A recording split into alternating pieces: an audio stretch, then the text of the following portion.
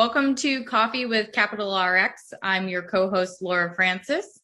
And I'm your other co-host, Chelsea Pfeifer.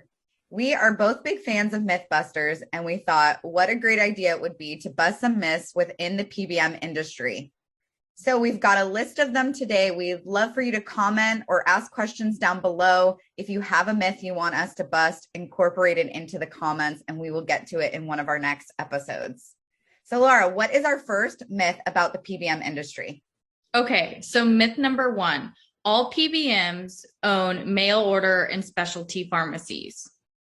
So not all PBMs own dispensing assets for mail order or for specialty fulfillment, which actually helps consumers avoid the practice of drug steerage or the tactic of maximizing utilization for high-cost drugs. There are a lot of PBMs that will remain what we call agnostic in the industry, and they'll partner with low net cost providers for specialty or mail order fulfillment. What is myth number two?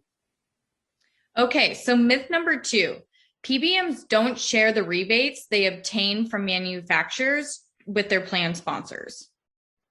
So the fact is PBMs have the ability to pass through 100% of rebates back to clients if they're transparent or if they use a clearinghouse model and provide that documentation on what was paid for, like a raw transaction file or sharing copies of rebate checks. I have heard that there are a lot of PBMs that say, this information is proprietary or it can't be disclosed, but it's not true for all PBMs. So what is myth number three?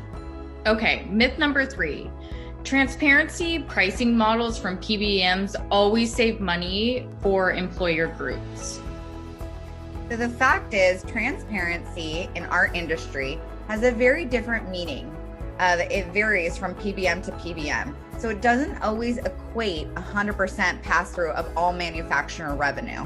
To ensure you have true transparency in your arrangement that will yield real savings, make sure that your PBM is willing to disclose rebate information, doesn't accept spread pricing, or other hidden manufacturer revenue. What is our final fourth myth? Okay, Chelsea, so our fourth myth is all PBMs use average wholesale price because it reflects the actual unit price of the drug.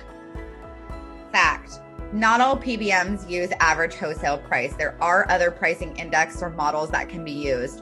Also, AWP is not a true reflection of drug pricing as it's an inflated number set arbitrarily by pharma.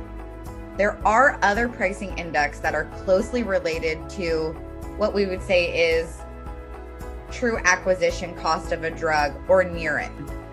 Today, you learned something about these 4 myths that we busted. Again, if you have any comments or future topics you would like us to discuss, feel free to add those comments below.